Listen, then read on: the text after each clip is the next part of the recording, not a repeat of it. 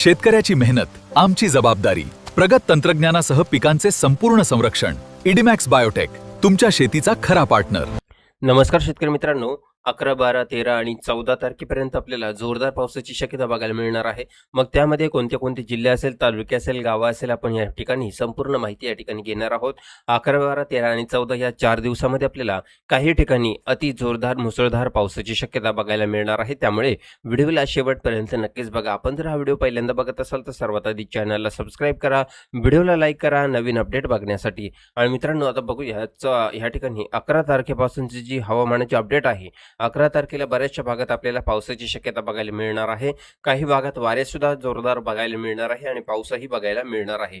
वाऱ्याची जी गती असणार आहे ती 30 प्रति तास किलोमीटर याप्रमाणे आपल्याला बघायला मिळू शकते. आणि आता बघूया पावसाची स्थिती आपल्याला 11 तारखेला कोणकोणत्या जिल्ह्यामध्ये, तालुक्यामध्ये वर्तवली जात आहे. आता सकाळपासूनचा अंदाज या ठिकाणी आपण घेऊ. सकाळी जर बघितलं तर आपल्याला या ठिकाणी सकाळच्या वातावरणामध्ये नंदुरबारच्या काही भागात पावसाची शक्यता बघायला मिळत आहे. आता या ठिकाणी बघू शकतो आपण नंदुरबारच्या काही भागात, शहादा तालुक्यामध्ये, नवापूरमध्ये या ठिकाणी आपल्याला सकाळी 11 तारखेला वातावरणामध्ये बदल आणि या ठिकाणी हवामानामध्ये आपल्याला पाऊस बघायला मिळत आहे. त्याचबरोबर चोपडामध्ये बघू शकतो, चोपडाच्या काही भागात सुद्धा पहाटेच्या सुमारास आपल्याला पावसाची शक्यता. जळगावच्या काही भागात जर बघितलं तर या ठिकाणी आपण बघू शकतो नावी, रावेर, चोपडाच्या काही भागात आपल्याला पावसाची शक्यता या ठिकाणी वर्तवली जात आहे. त्याचप्रमाणे आणखी कोणत्या कोणत्या भागात आहे दिवसभराचा अंदाज आपण या ठिकाणी घेणार आहोत, कारण दिवसभराच्या अंदाजामध्ये खूप मोठा बदल आपल्याला या ठिकाणी बघायला मिळत आहे. आता जळगावच्या काही भागात आपल्याला जोरदार पावसाची शक्यता बघायला मिळत आहे. जळगावसह इतरत्र भागात सुद्धा आता पाऊस आपल्याला बघायला मिळणार आहे. दुपारनंतर बदल होईल आणि या ठिकाणी अंबळनेर, धारणगाव, पोर्ला आणि जळगाव या ठिकाणी आपल्याला पावसाची शक्यता आहे. तसेच नावी, रावेर, यावल या ठिकाणी जर इथे सुद्धा आपल्याला पावसाची शक्यता बघायला मिळत आहे. त्याचप्रमाणे या ठिकाणी पाचोऱ्याचा काही भाग, जामनेरमध्ये, मोठाला, बुलढाणा, मलकापूर आहे, नांदुरा आहे, खामेगावचा काही भाग या ठिकाणी आहे, अकोला आणि पारतूर या ठिकाणी सुद्धा आपल्याला जोरदार पावसाची शक्यता आहे. तर बुलढाण्यामध्ये सुद्धा आपल्याला हलक्या मध्यम पावसाची शक्यता बघायला मिळत आहे. तसेच या ठिकाणी केलवडचा काही भाग आहे, बुलढाणा आहे, या ठिकाणी बोरालाचा काही भाग इथे आहे. आपल्याला पावसाची शक्यता मध्यम स्वरूपाची वर्तवली जाणार आहे. तर कारंजा, लाड, यवतमाळ या ठिकाणी सुद्धा ती परिस्थिती बघायला मिळत आहे.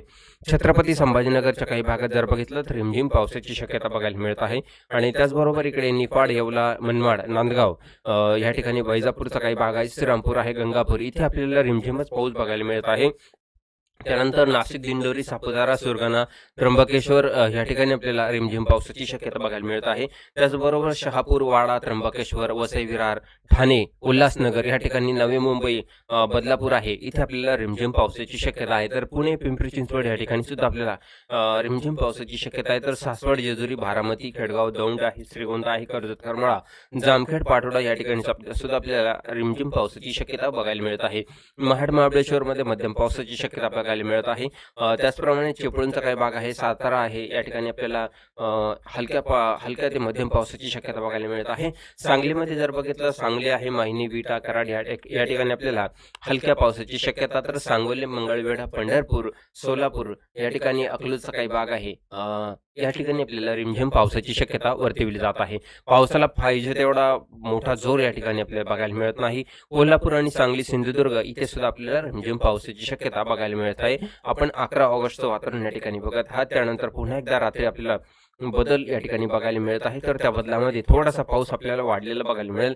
तर त्यामध्ये मोठाला, बुलढाणा, खामेगाव, अकोला, पारतूर, मालेगाव, मेहकर या ठिकाणी थोडा जोरदार पाऊस वाढण्याची शक्यता संध्याकाळच्या वातावरणामध्ये 11 तारखेला वर्तवली जाऊ शकते. त्याचबरोबर यवतमाळच्या काही भागात सुद्धा थोडासा पाऊस वाढण्याची शक्यता आहे. अति जोरदार नाही, परंतु बऱ्यापैकी आपल्याला हलका मध्यम पाऊस बघायला मिळेल. त्यानंतर यवतमाळमध्ये तो पाऊस आपल्याला बघायला मिळत आहे. आता 12 तारखेचा अंदाज या ठिकाणी घेऊ. 12 तारखेच्या अंदाजामध्ये जर बघितलं तर 12 तारखेला फक्त काही नाशिक सिटी आणि मुंबईच्या काही भागात रिमझिम पाऊस अधूनमधून येऊ शकतो, शक्यता कमी आहे. त्यानंतर छत्रपती संभाजीनगर आणि जालना, जळगावच्या काही भागात रिमझिम पावसाची शक्यता 12 तारखेला दिवसभराच्या अंदाजामध्ये वर्तवली जाऊ शकते. तेही आपल्याला नॉनस्टॉप नाहीये, अधूनमधून आली तर त्या ठिकाणी परिस्थिती आपल्याला बघायला मिळत आहे. तर 14 तारखेला 13 तारखेला पावसाची शक्यता फार कमी प्रमाणामध्ये आहे. त्यानंतर 14 तारखेला जर बघितलं तर 14 तारखेला बदल आहे. तर ह्या ठिकाणी वारे सुद्धा वाहणार आहे. तर त्यामध्ये नाशिकच्या भागात आपण जर बघितलं रिमझिम पाऊस आपल्याला बघायला मिळत आहे. वसई, विरार, मुंबई या ठिकाणी रिमझिम पाऊस आहे. अकोला आहे, तसंच संगमेरचा काही भाग आहे, कोपरगाव आहे, मनमाड आहे, चाळीसगाव आहे, छत्रपती संभाजीनगर आहे.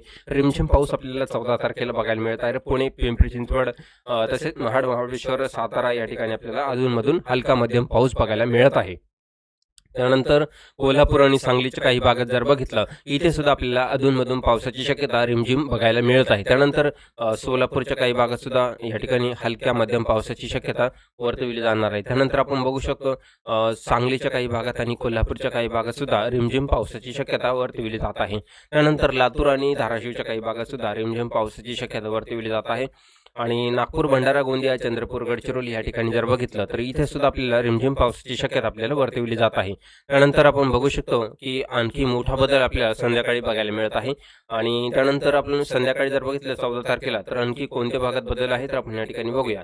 जळगावच्या काही भागात जर बघितलं तर अति जोरदार पावसाची शक्यता आहे. तर त्यामध्ये आपल्याला कोरला, पाचोरा आणि चाळीसगाव, शेगाव आणि जामनेर या ठिकाणी आपल्याला जोरदार पावसाची शक्यता 14 तारखेला संध्याकाळच्या वातावरणामध्ये वर्तविली जाऊ शकते या ठिकाणी आपल्याला अंदाज आहे. त्याचबरोबर या संपूर्ण भागात आपल्याला या ठिकाणी बघितलं तर इथे आपल्याला जोरदार पावसाची शक्यता आहे. मलकापूर, बोदवड, मोठाला, बुलढाणा, गिरडा या ठिकाणी जर बघितलं तर इथे आपल्याला रिमझिम पावसाची शक्यता बघायला मिळणार आहे. बाकी इतरत्र भागात जर बघितलं तर नागपूर, भंडारा, गोंदिया या ठिकाणी आपल्याला रिमझिम पावसाची शक्यता 14 तारखेला वर्तविली जात आहे. तर हा पाऊस मित्रांनो कशामुळे आहे तर आपल्याला हा जो कमी दाब आहे तो मध्य प्रदेशच्या काही भागात आपल्याला बघायला मिळत आहे, छत्तीसगडच्या काही भागात बघायला मिळत आहे आणि अरबी समुद्राकडून जे वाष्पयुक्त वारे वाहत आहे त्याचा काही परिणाम आपल्याला बघायला मिळत आहे.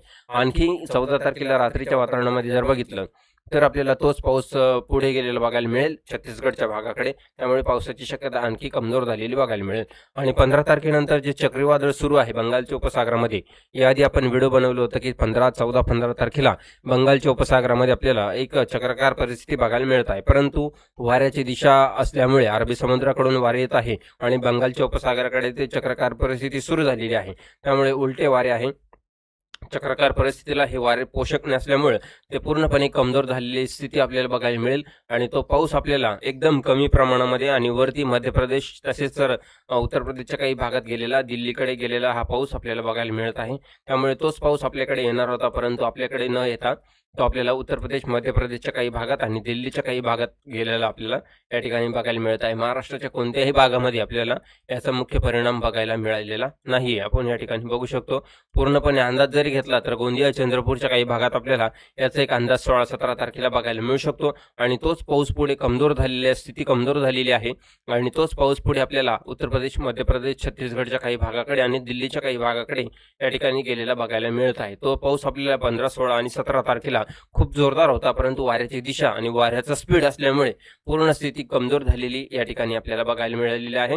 त्यामुळे कुठल्याही भागामध्ये इथे पावसाची स्थिती पाहिजे तशी जोरदार स्थिती आपल्याला या ठिकाणी बघायला मिळालेली नाही. फक्त झाला तर आपल्याला गोंदिया, चंद्रपूर, गडचिरोली या ठिकाणी बघायला मिळू शकतो. आणि त्यानंतर वाऱ्याची स्थिती थोडी जर कमजोर झाली तर आपल्याला 22, 23, 24 तारखेला पावसाची स्थिती येऊ शकते. हा एक अंदाज आपल्याला बघायला मिळू शकतो. 22-23 तारखेपासून पुढे आपल्याला हा एक वाऱ्याची जर गती कमी झाली, कमी दाबाचे क्षेत्र सक्रिय झाले तरच आपल्याला त्याचा परिणाम होईल, नाहीतर शक्यता कमी आहे. जर अपडेट आली तर आपल्याला व्हिडिओच्या माध्यमातून कळवलं जाईल. भेटूया पुढील अपडेटमध्ये. धन्यवाद.